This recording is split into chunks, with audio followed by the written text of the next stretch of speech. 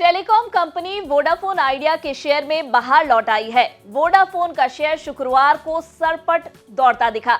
इसमें 10% तक का जबरदस्त उछाल दर्ज किया गया और 12 बजे के करीब वोडाफोन 8% से ज्यादा की बढ़त के साथ 15 रुपए 20 पैसे पर ट्रेड कर रहा था। इस तेजी के पीछे बड़ी वजह बना एक दिग्गज ब्रोकरेज हाउस का भरोसा, जिसके दम पर लोगों ने दनादन शेयर्स खरीदना शुरू कर दिया। दरअसल दुनिया की बड़ी ब्रोकरेज फर्म यूबीएस ने शेयर पर खरीदारी की सलाह दी है। चलिए वोडाफोन पर क्या ब्रोकरेज हाउसेस की राय है, क्या दिया है टारगेट और 5G को लेकर क्या है योजना, जानेंगे इस वीडियो में। नमस्कार, मैं हूं तन्वी सिन्हा और आप देख रहे हैं बिस्तक।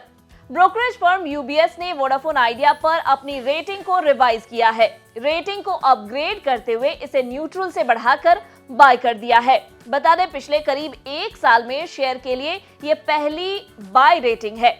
इससे पहले इस साल मार्च में यूबीएस ने वोडाफोन आइडिया के शेयर के लिए रेटिंग को अपग्रेड करके न्यूट्रल किया था।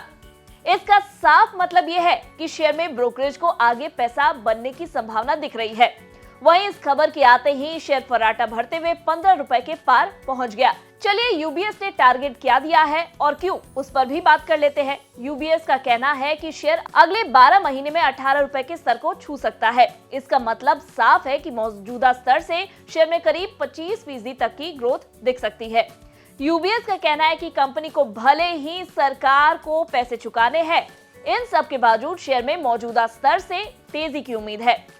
ब्रोकरेज हाउस यूबीएस की रिपोर्ट में बताया गया है कि कंपनी के फॉलो ऑन पब्लिक ऑफर यानी कि एफपीओ के बंद होने के बाद अब अगले 12 से 24 महीनों में टेलीकॉम टैरिफ में 15 से 20% के बीच बढ़त देखने को मिल सकती है। लिहाजा कंपनी को इससे फायदा होगा।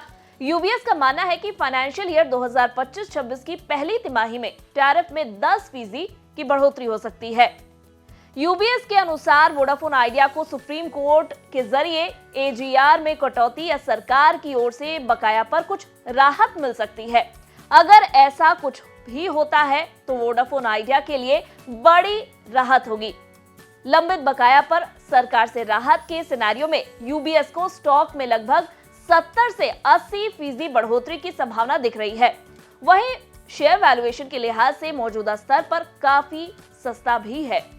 Nuvama alternative and quantitative research के जरिए अगस्त में अपनी आगामी समीक्षा के दौरान स्टॉक को एमएससीआई इंडेक्स में शामिल होने की संभावना जताई गई है। वोडाफोन आइडिया हाल ही में फोकस में रहा है। ब्रोकरेज को एमएससीआई ग्लोबल स्टैंडर्ड इंडेक्स में शामिल होने की उम्मीद है और ऐसा होने पर $212 मिलियन की खरीदारी हो सकती है।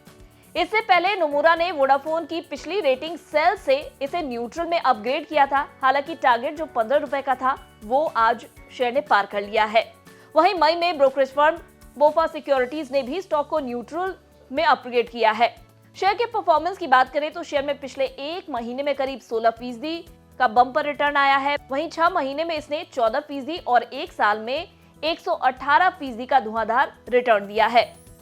वहीं वोडाफोन आइडिया ने हाल ही में सर्कुलेट हो रही जानकारी को लेकर एक्सचेंज को बताया कि कंपनी 5G रोल आउट करने की तैयारी में है।